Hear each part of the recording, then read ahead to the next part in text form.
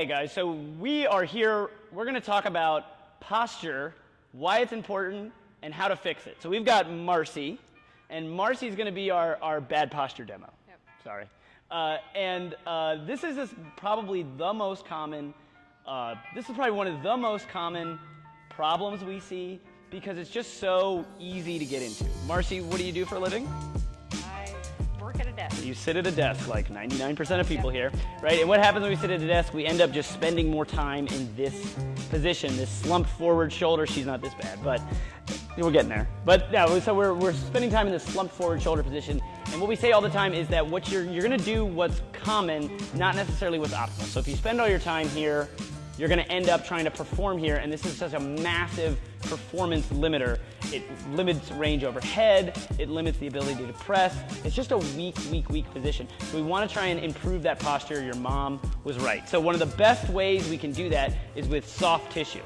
So thankfully, we've got a massage therapist on site by the name of Kelly. So Kelly, come on over here, and I want you to, we're going to walk through some basic how can we kind of fix posture? How can we work on some of the soft tissue elements to kind of improve that? And then hopefully, not only is it going to feel better, but we're going to perform better as well. So Kelly, tell us a little bit about yourself. How long have you been doing this? What do you see? I've been doing massage therapy for about 6 years. Been working with CrossFit for about 8 years. CrossFit massage about probably 5. And a lot of them have the same problems. They have the tightness in back and shoulders, and everybody pretty much has the same issues going on. With Marcy, I see that her neck is going forward. Okay. Her back it's really tight back in here. So we're going to try to get all of this loosened up and try to give her some exercises to do at home when she's sitting at her desk or whatever to try to keep that push back, shoulders back, and she's going to become a better athlete for it.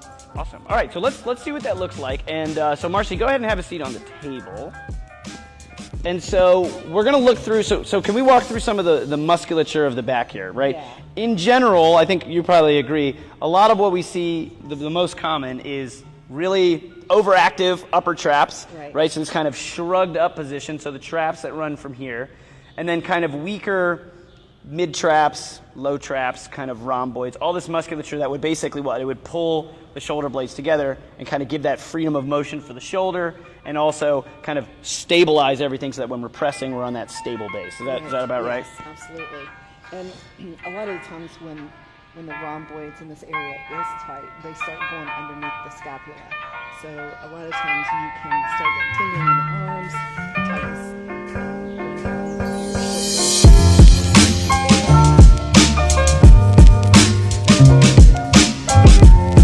And so, Marcy, can you kind of describe some of maybe the pain that you have? Are you having any pain in your shoulders, one side in particular?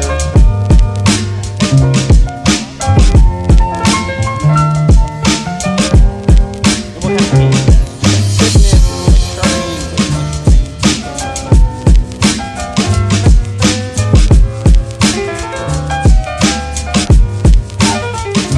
and so, walk me through kind of what you're doing here.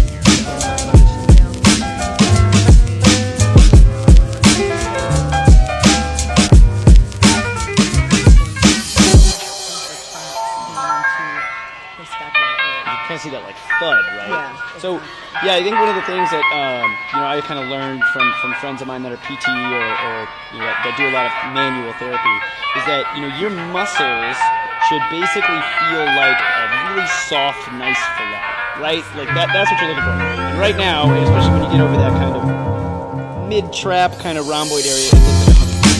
Right? It's just a big old.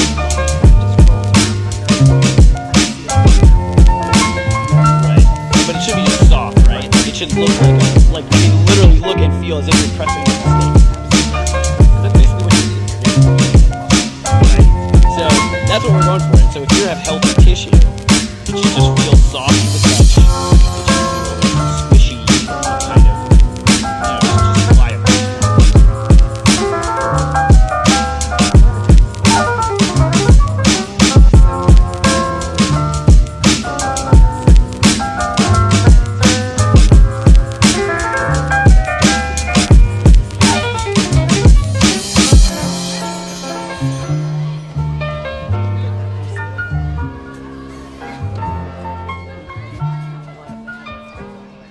Gotcha. And so what about just from like a performance side of things? Once you get this loosened up, you're going to have better range of motion.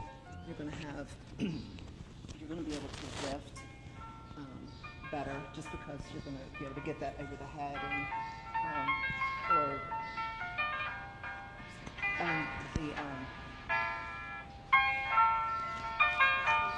I'm sorry. It's really No, bad. you're good. It's really bad. It's just really bad.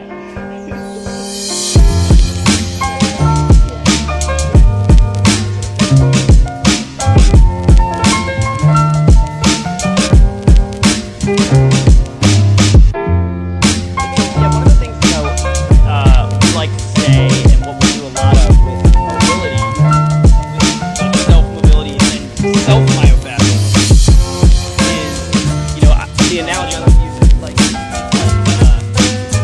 brushing your teeth. Right? Everybody should brush their teeth. Everybody should floss their teeth. But that doesn't mean you never go to the dentist. Right? You still need to go to the dentist. Now, if you floss every day, and you brush your teeth every day, and you're diligent about that, that's great. That will make going to the dentist easy. Quick, it's really simple. But it's not a cure. You still need to go in and see the person whose job it is to fix this. So, that stuff is great, and there's a lot you can do to make yourself better. Right. But it's still worthwhile to get the check-in, to get the person who knows what they're doing really. Because there's just a lot of places that you can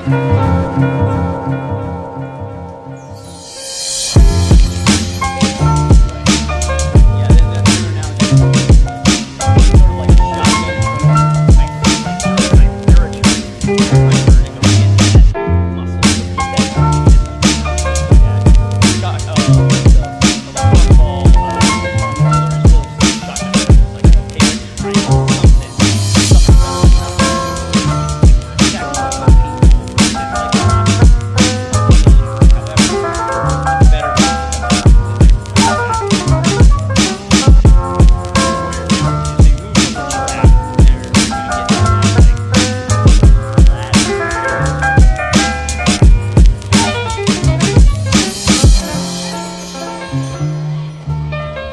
And so how does this relative to CrossFit? Is this another common pain point? Or is this more Marcy? It really is. Any type of any type of mind those repetitive motions, they forget about this area down in here. Yeah. They don't really realize that they're sore until I start working on it. Yeah. How's it feel, Marcy? Feels good. Oh, okay. Not what I was expecting. I'm trying not to go really deep in that area. I say but- do it. Get in there. Yeah. Get in there. It, Oh, that's a little jump. and a lot of times you can feel, when you get sore from working out, it's because this is our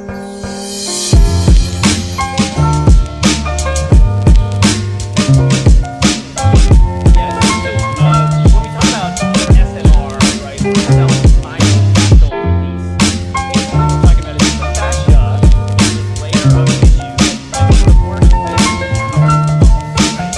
And so I really go to tissue bypassing another, like goes on, right? It's sliding past it. And that restriction, that stiffness, the fascia that sticks down the muscle. And this is getting that layer of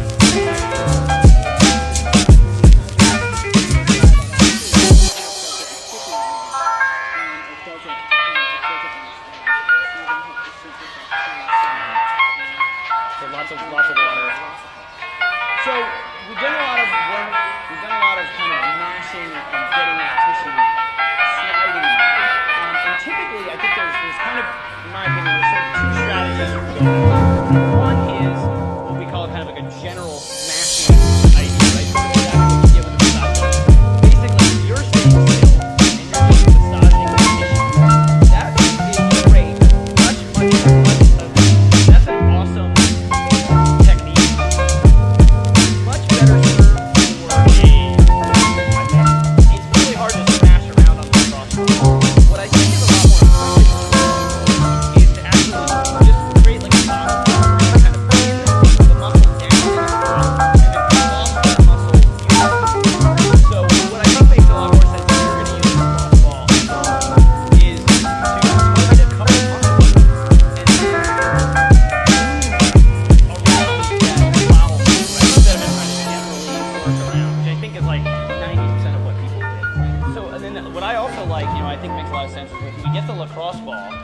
say we pin it kind of like right in this kind of middle trap. And instead of like, you know, us trying to smash the whole area, I think what can really work well is if we took like your arm, right? So again, imagine I'm laying this, my hand right here is the ground. I'm gonna pin this area down, and then just to kind of free up the shoulder, Marcy, if you can kind of leave it there, and then just like reach your hand up over your head, like so you're gonna reach this way, and just kind of trap that muscle and back down, right? That's a great way to do it, and just kind of working in all these different planes of motion. So we've got flexion and extension going this way. Marcy, reach your hand off to your side this way, right? Pin it down, pin that trap, right? We can go kind of like abduction here, right, where we're spinning away from the body, right? You can also just kind of, if you bring your hand down to your hip and then slide your hand up overhead, right? You can pin down all these directions, and all those muscles, you can see them moving around that bottleneck. Yeah. That can be a really effective way also to just kind of unglue maybe some specific tight spots, particularly if you notice like one movement is restricted. Maybe you don't have you have a hard time getting your hand up over your head.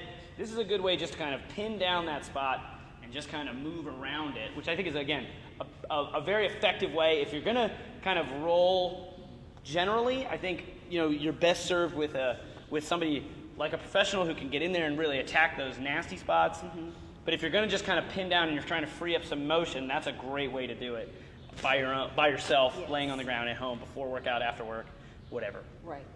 So we'll leave you with one more analogy. You know, if you're tight here, even if you can do it, even if you can get your hands up over your head, even if you can, you know, you don't have any problem getting there. If this muscle is tight and locked down, it's like you're a F1 car with the handbrake on. You can still go really fast. Yeah. You can still go really fast in an F1 car with the handbrake on, but you can go even faster with the handbrake off. Right. It's Yes. it's just there's just more potential. So so get your handbrakes off.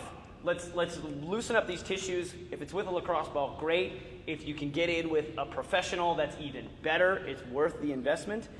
Go see the dentist, right? Yeah. Brush at home, but go see Exactly. the dentist, and let your performance increase as a result.